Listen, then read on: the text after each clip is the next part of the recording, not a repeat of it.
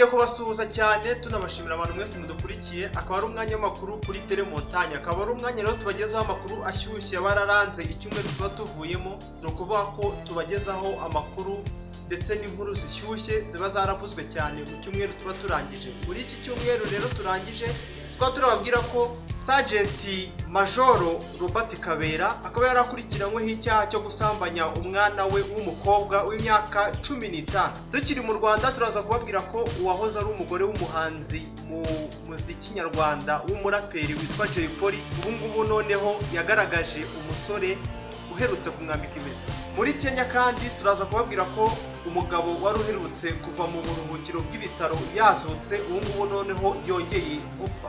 Naho muri Kazakhstan hari umugabo washyingiranywe n'igipupe cyo yifashisha mu mibonano mpuzabitsina. Izo zari ingingo z'ingenzi, mu kanya turaje tuyarambure.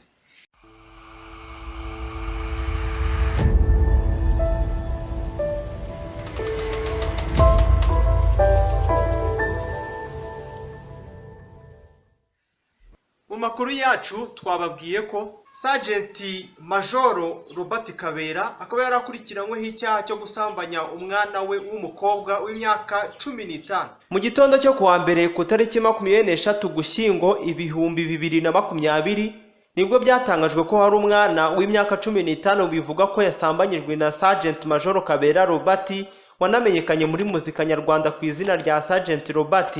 Uyu mugabo akaba yarari no mu bagize itsinda ry'ingabo z'igihugu riririmba rizwi ku izina rya Army Jazz Band.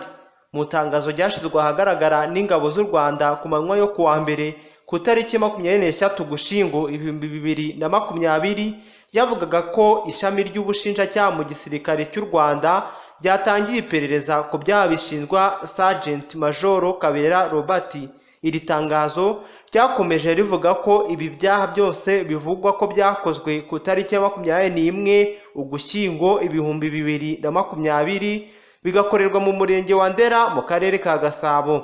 Mu jwi riteye agahinda kandi ryuje amarira, uyu mwana w'imyaka 15 wahuye n'ihungabana rikomeye kubera ibyamukorewe yasobanuye uko byagenze kugeza samuhemukiye akamufata ku ngufu. Arira cyane yagize ati, ku munsi nafashwe ku ngufu nabyutse njya ku ishuri nk'ibisanzwe, hanyuma ntashye saa sita nje gufata ifunguro nasanze umuntu mbereye mama cyangwa se nukuvuga ko ari mukase ajyanye umwana i Nyagatare mu Mutara, ndetse ambwira ko nijoro ntamusanga.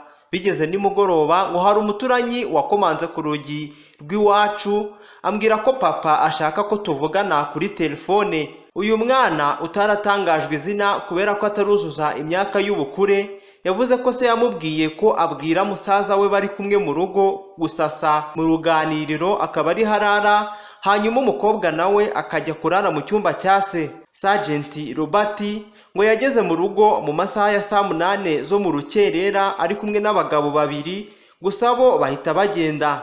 Uyu mwana w'umukobwa yafashije se kwinjira mu nzu kuko ngo yari yasinze cyane bikomeye, nuko bageze mu cyumba se yamukuyemo amasogisi maremare yari yambaye avuga ko yabonye ari ibintu bidasanzwe. Ngo se yamutegetse kuryama kuri ubwo buriri, gusa umwana agerageje kwanga se yamubajije n'uburakari bwinshi ibibazo nka ninde papa hano, ninde utegeka hano. Umwana byose yamusubizaga ati ni wowe papa. Ngo ahita amusunikira ku gitanda arangije amujya hejuru. Ibi byose byabaye umwana w'umukobwa ari kurira, hanyuma se arangije aramubaza ngo niki yakora ngo ibyabaye bigume hagati yabo. Umwana amusubiza ko ntacyo yakora. Hanyuma bigeze saa 10 za mu gitondo nibwo umwana yanyonyombye ajya kwa se wabo wahise umujyana ku kigo Isange One Stop Center. Ku munsi wo kwa gatatu w'icyumweru nibwo Sergent Robert yaganiriye n'ikinyamakuru cyo muri Uganda cyitwa Daily Monitor, ahamya ko ariho yatorokeye ndetse anasaba iki gihugu kuba cyamuha ubuhungiro. Nari Mugisha Samweli, aya ni amakuru ashyushye yaranze icyumweru kuri Tele Montagne. Uwahoze ari umugore w'umuhanzi mu muziki nyarwanda w'umuraperi witwa Jay ubu noneho yagaragaje umusore uherutse kumwambika impeta. Uwimbabazi Sharifa yari umugore w'umuhanzi w'umuraperi mu Rwanda uzwi nka Jay bakaba bari bafitanye umwana umwe. mu rukerera rwo ku tariki ya 4 Kanama mu 2018 nibwo Jay Polly yashamiranye n'uyu mugore we wari wasimbuye undi witwa Nirere Afisa wari uherutse gutandukanya na Jay Polly, hanyuma bararwana bikomeye cyane ndetse Sharifa birangira bamukuye amenyo abiri. Ku tariki ya 21 Nzeri nibwo Sharifa yashize kuri konte ya Instagram ifoto y'ikiganza cye cyambaye impeta, gusa nubwo yavuze ko yari ari mu rukundo by'ukuri yirinze gutangaza uwo barubanyemo. Ku mugoroba wo kwa gatandatu tariki 28 z'ukwa 11 2020 nibwo Sharifa yashize kuri status ye ya WhatsApp ndetse no kuri profile ye ya WhatsApp ifoto y'umusore bivugwa ko ndetse anemeza ko yasimbuje Jay Polly. Uyu akaba ari we musore yasimbuje uyu mugabo we Jay Polly, bari bafitanye umwana umwe ndetse bamaranye imyaka 5 ari umugore n'umugabo. Nari Mugisha Samuel, aya ni amakuru ashyushye yaranze icyumweru kuri Telemontagne. Twababwiye ko kandi umugabo wari uherutse kuva mu buruhukiro bw'ibitaro yazutse, ubu ngubu noneho yongeye gupfa. Hari ku wa 4 tariki ya 3 Ukuboza ubwo umugabo witwa Peter Kigen yitabaga Imana. Uyu mugabo w'imyaka 32 mu cyumweru cyari cyabanje nibwo yari yavuye mu bapfuye nyuma y'uko umukozi ushinzwe gutunganya imirambo yaragiye kumutunganya ngo ashingurwe agasanga ni muzima. Iyi nkuru yaravuzwe cyane muri iki gihugu cya Kenya kuko abadepite bo muri iki gihugu mu gace kitwa Kericho basabye ko hakorwa iperereza, iyo ngingo ikaganirwaho agashakwa icyaba cyateye icyo kibazo, dore ko abantu benshi bavugaga ko ari uburangare bw'abaganga. Nari Mugisha Samuel, aya ni amakuru ashyushye yaranze icyumweru kuri Telemontagne. Naho muri Kazakhstan hari umugabo washyingiranywe n'igipupe cyo yifashisha mu mibonano mpuzabitsina. Umusore witwa Yuri Toroshiko wo muri Kazakhstan yatunguye abantu benshi ubwo yabasangizaga amafoto y'ubukwe bwe ku mbuga nkoranyambaga zitandukanye agira ati, bwa nyuma na nyuma birabaye, mbanye n'urukundo rw'ubuzima bwanjye Margot.